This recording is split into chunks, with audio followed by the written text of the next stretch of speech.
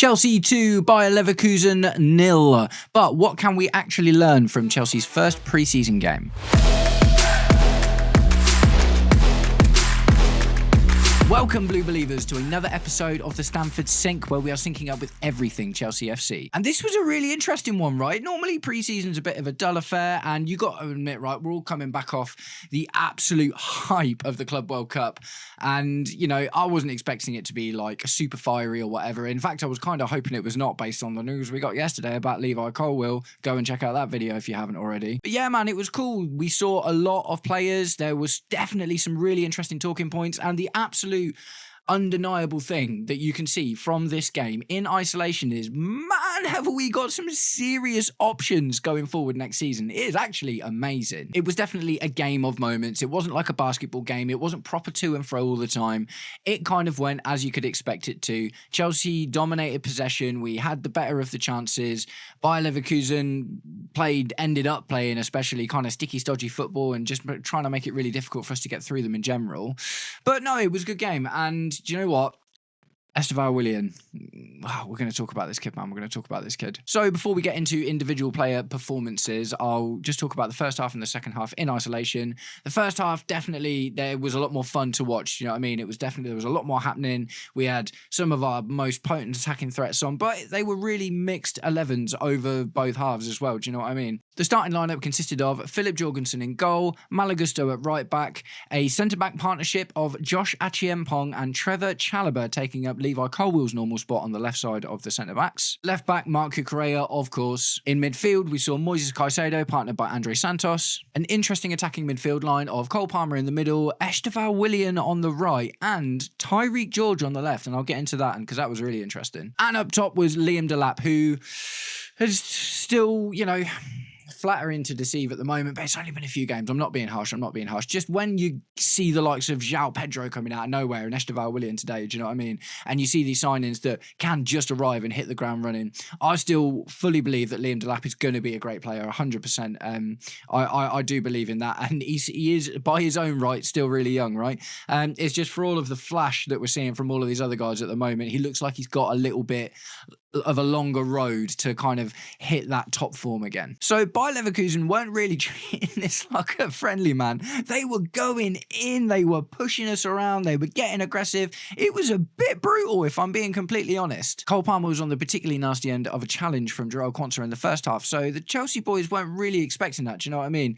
So it's Erik Ten Hag, right? Erik Ten Hag is the new manager of Bayer Leverkusen. Obviously, invincible winner Xabi Alonso has made his way to Real Madrid, and Erik Ten Hag has taken up his spot at Bayer Leverkusen. Now, based on what we remember about him at Ajax, right, not Man United, you would have expected maybe a little bit more like ticky-tacky, passy, connective, modern football play or whatever, because, you know, there was that big thing, wasn't there, when he came out of Man United and he was like, I can't play my football here. So it looks like he can't play his football at Leverkusen either, if this was anything to go by. They haven't had loads of games, but he's had quite a long time with the squad now. Xabi Alonso was in charge for the Club World Cup, do you know what I mean? So Ten Hag's been in with the squad for a while. I don't know how many signings they've made. Obviously, they've lost at least Jeremy Frimpong and Florian Wirtz. So that's going to hit your attacking play, isn't it? Absolutely, because those two players were phenomenal. But yeah, I was just a little bit surprised at kind of how seriously they were taking it. Do you know what I mean? It wasn't like the Club World Cup where, you know, that was a serious tournament and you know, the expectation might have been people won't take it seriously, but ultimately 100% was a serious tournament. This is actually a pre-season game. There's nothing on the line here. There's nothing to prove to anyone. We haven't got like this long history with Leverkusen. As far as I'm aware, the only thing that Enzo Maresca and Erik Ten Hag have got in common is the fact that they're bold. Do you know what I mean? I don't think there's any like long-standing bad history between them. Maybe when they were players or something. I'm not sure, man. But anyway, I was surprised to see Leverkusen kind of getting quite so stuck into this game. The second half was a bit of a less interesting affair, ultimately. You know, a lot of changes were made and we threw a lot of our newer and less experienced players into the mix. So the fact that they didn't concede, obviously that final goal in the last minute, we'll talk about that soon. But the fact they didn't concede and we had so many young players on and so many players that haven't been with us for very long, that's a good sign too. But yeah, the second half wasn't exactly a rip-roaring affair. So I'm going to get into player performances and we will start with the goalkeeper. Philip Jorgensen has supposedly come out recently stating that he's not loving the idea of being Sanchez's backup next season. And fair play, man. Fair play. I like that. Do you know what I mean? That means he's ambitious. It means he wants opportunities. And what I will say today, Jorgensen looked good. He made some really clutch saves today, man. Some really, really clutch saves. What I don't know how to do yet is judge how good a goalkeeper is with his feet. I know that this is such an important thing that we keep talking about, and we need a goalkeeper who can play with his feet. Do you know what I mean? We keep hearing it all the time. Which is apparently one of the reasons that we sold Petrovic, by the way, is because he wasn't up to the standard in that metric. But ultimately, he looked like he was kind of good with his feet. I didn't exactly see lots of errors from the passing perspective of Jorgensen today. The thing I did notice, and the thing that's easy to notice when you're watching football, is the saves, right? He was aware, he was on the ball, he did a good job. And if he can use some of that fire and some of that ambition to push Sanchez, because it looks like we're going to keep Sanchez, doesn't it? Let's be honest. But if he can use some of that to push Sanchez for that number one spot next season, then cool. I'm 100% up for it. We don't have an obviously definitively number one goalkeeper, bearing in mind where we are, Champions League and, you know, competing on four fronts from the start of the season. So it's just the best man wins, really. You know, they said in the commentary, it's like Jorgensen only got 6 Premier League starts last season. If he keeps playing like that and Sanchez makes a couple of his classic blunders that we all will absolutely love, then maybe Jorgensen gets more chances this season. So right back was Malo Gusto. And it was a Malo Gusto-y performance. He just can't score, man, can he? Absolutely. This man cannot score a goal to save his life. It's hilarious. But, you know, he gave it a good go, man. He had a couple of chances and he still keeps trying. It's clearly something he's trying to add to his locker. He did a bit of the inverted midfield stuff. He did a bit of the right-backy kind of stuff and obviously tucked back and did his defending duties as he needs to as a defensive player. But yeah, Malo Gusto, not bad. Left centre-back was Trevor Chalobah, right? And I liked seeing him in this game and I liked seeing him play for so long because one of the questions that arose at the end of last season, right, is what's happening with Trevor Chalobah? There's lots of talks about selling him because he's an academy product and he's worth loads of money and yada, yada, yada. It's like, what do we do with him? It's like, I was always of the opinion that we should keep him for the right centre-back spot, but he looks pretty comfortable there on that left side as well, albeit not being left-footed. So the Colwill news, we're not going to go in for anyone straight away. Do you know what I mean? I think if we buy another centre-back, it'll probably be towards the end of the season. Personally, I don't actually rate the idea of giving Hato loads of time there because I'll get to him in a sec, but you can see from how he played today that we need him as that kind of left-back role. So Trevor Chalobah, good performance today, you know, solid. He is an experienced Premier League defender and, you know, up there with our best talents, especially. He might, as of right now, he might actually be our best centre-back at the club. And I suppose even before Colwill got injured, it wasn't exactly nailed on that Colwill was the best centre-back either. So Trevor Chalobah's been knocking on that door for a little while, and the injury to Colwill and his performance in this game kind of says, yeah, okay, you know, we'll keep Chalobah around. Right centre-back, Josh Achiempong. This is the other thing that I'm really excited about because although he had made one cheeky little blunder today when he tried, I don't know, was he trying to do a step over or he was just trying to knock the ball away, but he literally like fell over himself. Do you know what I mean? He kind of rolled his ankle over the ball and fell over, and that presented one of the very few dangerous chances that Bayer Leverkusen had to score. Ultimately, he's like 19, 20 years old, do you know what I mean? But he looked really, really good in some parts last season, and if another positive fallout of the Levi Colwill news is that Josh Achiempong gets a lot more game time this season, like, I'm super up for that, man. I'm super up for that. There's been more news today about Axel Disasi, along with David Datro Fofana, being big targets for Wolves. That kind of makes sense. I think selling Disasi, you know, we just need to. He's definitely not good enough for the club and a little bit too error prone as well, like David Luiz, but without all of the good stuff, right? So yeah, no, Achiempong had a pretty good game. Do you know what I mean? He hasn't played a huge amount of football recently either. I think he played like once in the Club World Cup and looked pretty good, and you know got in spits and spats last season. But if we see more of Achiempong now, because of the injury to Levi Colwill, and that is another backhanded positive we get from that situation.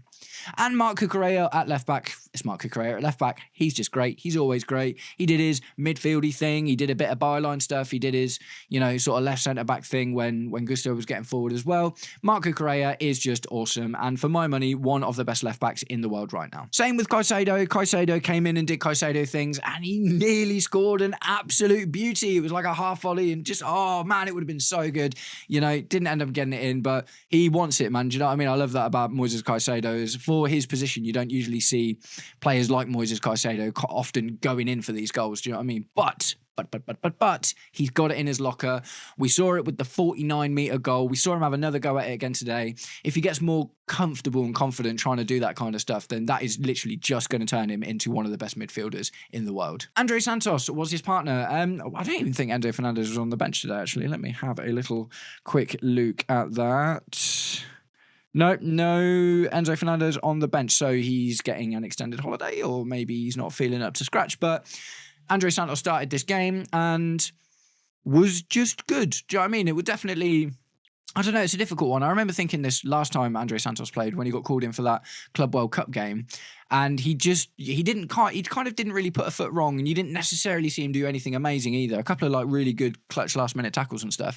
But I guess Andre Santos is starting to seem like a rhythm guitarist, right? Always seen but never heard kind of thing, where you don't notice what he's doing, but you know he's there. And as long as he's not doing anything wrong with that kind of position, it sort of means you're doing all right. We had a lot of really strong attackers on today as well. Do you know what I mean? And obviously with people like Achiempong in defence, it's good that, we've maintained a bit more of a robust midfield. But yeah, no, he did all right, man. He did all right. And I think it's just a player we need to keep around. Do you know what I mean? I didn't really see too many stories over the last couple of weeks about Andre. There was one, maybe he was being considered in the swap deal for Morgan Rogers, along with a couple of other players like Chalobah, for instance. But other than that, I've literally seen nothing about him going out. So I'm pretty sure that he's going to stick around. And good, because we need more strong midfielders that you don't have to be a Fabregas or a Rodri. Do you know what I mean? It's like you can just be a good midfielder in a very, very long season. Players like Andre Santos is exactly what we need. All right, so this is where things start to get interesting. Cole Palmer is just starting to look really good again, and he's looking confident, and he's looking like he wants it. Do you know what I mean? He went for a long period where he looked a little bit lost and a bit unsure of himself, and that was hard for us all to watch. Do you know what I mean? Because we know what he's capable of. He didn't actually get anything kind of, in terms of numbers or whatever today, but, loads of amazing passes and loads of great shots and stuff. And the goal came from a deflected shot that Cole Palmer took, so getting in a really strong position, flitting in around all the different midfield positions, dovetailing with people. Cole Palmer just looks like he's great. I'm glad we took him off at halftime. We don't need to play Cole Palmer all of the time to get him up to scratch. He's getting, if anything, like protection is definitely a bit of a thing. Yes, I am expecting a big season from Cole Palmer this year. We're in the Champions League. He is going to feel that occasion. When he was 21, whatever, in his first season with Chelsea, he had like the picture of like the Golden Boy trophy on his back, on the background of his phone. He thinks about this stuff. Do you know what I mean? He's like, this is an occasion. This is what I want. He's a guy of long-term goals. Getting far or winning the Champions League is 100% going to be on his bingo list. So I'm feeling really good about Cole Palmer this season. And even just from watching him today, how assured and comfortable he looked and stuff, like, yeah, cool, man. Cole Palmer looks like he is very much on his way to being back. Left wing, Tyreek George. Interesting to see, because there's been so much noise recently about him asking to leave and wanting to move to a Bundesliga club and all this, that and the other. I will be honest, it wasn't exactly a dazzling showing from Tyreek George today, but there is something to say that maybe one of the other players on the pitch was kind of taking all the attention and a lot of the ball as well. Tyreek George didn't manage to get on the ball very much today. So how much do you attribute that to he wasn't trying hard enough, or he didn't play well enough, or people just weren't really looking for him? It's something I don't really know, and I will pay a lot more attention to this season. But yeah, Tyreek George he made a really absolutely lovely diagonal pass for Liam Delap from the left-hand side over the top, and it was nearly a great goal. He had a couple of moments of like, yeah, okay, there's a real player in this kid here, but as I keep coming back to it, man, do you know what I mean? We're going for big honours now, do you know what I mean? And we need to try and push the absolute most we can to get the best performance out of our team for the coming season. Do we have time to develop a Tyreek George in this sense? And again, there's another reason why I can back this up when we come on to it later. But for now, let's move on to the one that I know you've all been waiting for. Let's talk about Estevao Willian. Mate, this kid, he's 18 years old. He's literally 18 years old. How is he looking this good? So off the bat, before we talk about anything else, he just looks comfortable on the football pitch. Do you know what I mean? it must be so hard being a young player these days, man, you know, with social media and the lights and all of the pressure and the millions of fans. And do you know what I mean? It must be so difficult. But he just looks like he's a little bit like Cole Palmer did when he first came to Chelsea. Do you know what I mean? He looks like he just loves playing football. And the occasion, I mean, it was a preseason game, don't get me wrong. But this is from what I've seen from him in the game against Chelsea as well.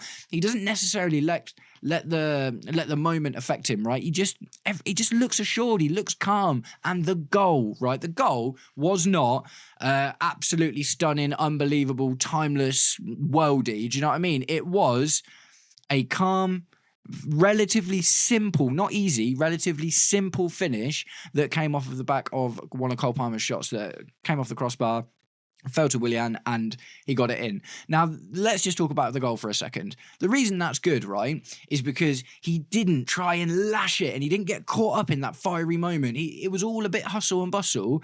But when the ball came to him, he slowed down, he saw what was in front of him, and he did what needed to be done to get it in the back of the net. And for an 18-year-old, that is some serious composure we're talking about, man. That is some serious composure. So, oh, mate, he just looks so good. He just looks so good. And I need to not get too excited about it. Help me, guys. Like, tell me in the comments, like, stay reasonable, Matt. Stay reasonable. One of the things we absolutely can't do is overhype Estevao Willian, especially if he starts the season strongly, because it is very possible, but after a while, something might happen. He might dip off. We've got to give him time. If he's been with us for 2 years, he'll only be 20. And at that point, if he is really not playing well, then all right, okay, yeah, let's have a conversation about it. But at the moment, it's great when he plays well, like he did today, albeit in a preseason game. But when he doesn't play well, we can't jump on him. We absolutely can't jump on him. So outside of just looking really, really assured and taking the goal really, really well, he was taking free kicks, he was taking corners. His telepathy with Cole Palmer looks like absolute magic. They are just, because they are similar players, like not completely. I would say Estevao definitely a bit more athletic and, you know, a bit bouncier than Cole Palmer is. Cole Palmer's definitely more like a, you know, slow down and take your time and try and make the right decision. They were just swapping positions like it was just so natural, man. Do you know what I mean? For the most part of the first half, Estevao Willian was on the right wing. And then occasionally Cole Palmer was drifting out to the right and he just found himself in the middle. They were finding each other quite a lot and they were trying to make things happen for each other. And at the end of the day, the first goal that we got was Estevao Willian getting that, you know, off the end of that rebound from Cole Palmer. It really looks like something might be special there. But it's only a game. It's not even just a game. It's 45 minutes because Cole Palmer came off at half-time. It is literally 45 minutes, so we can't get too excited. But if that is something that we can expect to see more of, I think the Premier League's in trouble, man. Do you know what I mean? I really think the Premier League's in trouble. He looks absolutely wicked, man, and I'm so buzzing to see both of these guys play together. But Estevao looks like he's going to be a real talent. And finally, out of the starting 11, Liam Delap, right? So Liam Delap, shame, basically. He worked really, really hard today, had a couple of good opportunities and had like 3-4 chances, good chances in the first half. Do you know what I mean? But just wasn't quite able to get them there. So he's really young. He's only had one season in the Premier League with a relegated Ipswich. He's not the focal point of the team anymore as he was at Ipswich. He's playing with your Cole Palmers, your Estevaos, do you know what I mean? All these other guys that can really make stuff happen. And he's also a very different type of striker from the other guy we've got in Joao Pedro, right? So I'm not too worried about Liam Delap. He had a good showing, right? He definitely was doing the right things. He was looking like he really, really wanted it. And he was, you know, using his form, his aggressiveness, do you know what I mean? All in the right kind of ways. He didn't lose his head at all, unlike some of the Leverkusen players. But yeah, no, Liam Delap, it is just unlucky that he didn't kind of get on the end of anything today successfully because we had lots and lots of good chances. And ultimately, that's what you want to see, right? If he keeps on this way, it will come. Do you know what I mean? It's just about learning his position, understanding the very vastly different tactical instruction that he'll be getting now from Maresca than he did from... I've forgotten his name. Ah, mate, that's well annoying. The guy from Ipswich, he was linked with Man U and everything. Someone in the comments, remind me what he's called. I literally can't remember off the top of my head. But Liam Delap had a good game. A shame he didn't actually get anything away, but ultimately still promising from Liam Delap. So halftime came and the subs started coming on galore. We saw the introductions of Joao Hato, Dario Asugo, Pedro Neto and Tosin Adarabioyo. Pedro Neto looked great. He is just a wicked player, man. And this is another thing I said in one of my other videos the other day. Estevao looks great. Don't get me wrong. I'm really, really excited about him, but I am super psyched to go into the season with Pedro Neto at right wing, even at left sometimes. Why not? Because he can do really well there too. He's just looking assured and he's starting to be one of our senior players. Do you know what I mean? He must be like 25 now, nearly 26. That is at the older end of our entire squad and he's looking like the experienced one. And you saw that as soon as he came onto the pitch today. He locked down that position. He made it his own. And towards the end of the game, when Liam Delap got taken off for Joao Pedro and stuff and one of the wingers got swapped out for an academy player, he kind of got moved into the centre and just had a go. Do you know what I mean? He just had a go. So fair play to him, man. I think Pedro Neto is great. And like I say, I'm very excited to see him for the upcoming season. In the commentary, the guy was kept comparing Dario Asugo to Moises Caicedo. That's a hefty comparison. But I do kind of see it in its infancy, right? In its infancy. He's not as good as Moises Caicedo. That's absolutely not what we're saying, but what the guy was saying. But what he is saying is that the way he moves and the way he plays the game and stuff is all very kind of similar to how Moises Caicedo likes to play. So if we've got kind of a like-for-like replacement or backup, not replacement, a like-for-like backup for Moises Caicedo, that is only a good thing. Tosin Adarabioyo, again, just came in and did a good job. I expect him to play a very similar role next season to as he did last season. Nothing spectacular from him. He's the experienced head at 27 years old, 28 years old. Literally the oldest player in our squad. Uncle Tosin Adarabioyo came on, did all right. Joao Hato, right? Okay, so I said this earlier in the video. I don't want to see Joao Hato playing loads at centre-back because he needs to be that backup to Marc Cucurella. What I absolutely do see him doing is if he's playing at left-back and we've got a Reece James or a Malagusto on the right, then he will fill into that left-sided centre-back role naturally, but not as the centre-back, as part of his left-back role. He was also getting forward, getting involved in midfield, took a shot, trying to make things happen. Yeah, man, looks wicked. Kind of like what I was just saying with Dario Asugo to Moises Caicedo. Joao Hato looks like the perfect understudy to Marc Cucurella, and he's only 19, man. I'm really excited to see what this kid can do. Good debut.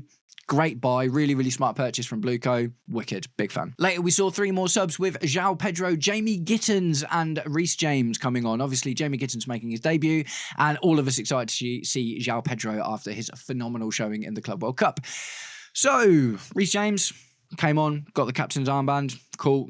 Does good stuff. We just love Reece James. The one thing in particular, this touch, man, to get it back to the goalkeeper was unbelievable at one point. Something had kind of gone wrong.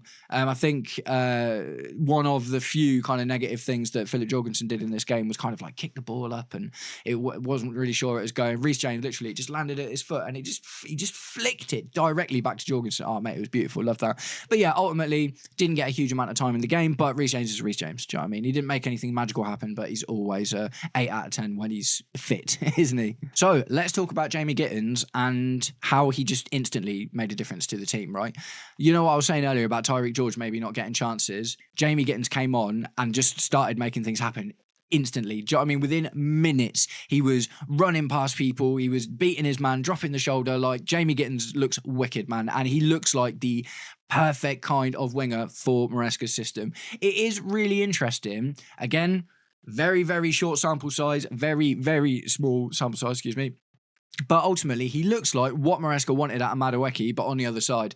Obviously, we've got Pedro and Estevao Willian for that right side now. As far as byline wingers go, Jamie Gittens looks to be in the same kind of mould as what Maresca was expecting from Noni Madueke. Let's just hope that he can live up to that expectation a little bit more. But honestly, man, there was one moment where he dummied 2 players. You thought he'd lost the ball, and no, he comes out and yeah, he just looks really good, man. Like I say, really small sample size, but ultimately to say that he's not actually played with the team at all yet, he's not been here for very long and not been training for very long, came on looking confident, looking to make things happen. Cool, excited for Jamie Gittens. And I do think he is, you know, if we're probably going to get Garnacho, do you know what I mean? It does look like that's kind of going to happen now, but I do expect to see a lot of Jamie Gittens in the upcoming season on that left-hand side. And then Joao Pedro. So Joao Pedro came on like the 64th minute and had a really quiet 25 minutes. Literally. He looked like he was struggling to get into the game. I think at this point, Leverkusen had started playing really stodgy, stocky defensive football. Do you know what I mean? So it wasn't exactly easy for him. There wasn't people like Cole Palmer on the pitch that he knows kind of well. Well, I say knows kind of well. He's played a few games with him, but ultimately knows how to play with him to find his position. He did end up drifting wide and dropping deep and trying to get the ball and make things happen from that kind of position. And, you know, it just kind of looked like nothing was really going to come off for him. And I remember literally getting to the 89th minute and 50th second of the game and thinking, oh, that's a shame. Joao Pedro obviously had such an amazing Club World Cup, and it really would have been like, you know, out of this world if he'd have just come in and completely continued that form. Also, I thought, because then he just went and did it, didn't he? Then he just went and did it. One of the last 3 subs that we had come on, Antwi, another young academy lad, looks really good. Came in and got an assist. Got the ball to Joao Pedro in the 89th minute and 56th second of the game. Joao Pedro smashes it in the net, drives it across the floor into the net and scores our second goal of the game. So wicked, man, wicked. Joao Pedro is going to be the starting striker for us, isn't he? Especially when we're looking at having players like Cole Palmer and Estevao Willian, who are really, really good at swapping positions with each other. And what we've seen with Joao Pedro is he can drop deep and link up with these guys and create opportunities. And do you know what I mean? We really, really, really excited for this attacking line, man. We are looking stacked. And as I said, there were 3 academy subs, 2 academy subs, and 1 very young Aaron Anselmino came on right at the end of the game. Aaron Anselmino, Samuel Ragsaki, and Genesis Antwi. Sorry, I forgot his name for a second there. Genesis Antwi came on, and that's cool as well, right? You know, it's pre-season game, so, you know, it is always good to see some of the academy players get a run out in pre-season. Shame we didn't see Reggie Walsh. He was the one that we were all raving about at the end of last season. I wonder if we'll get to see him in the next game.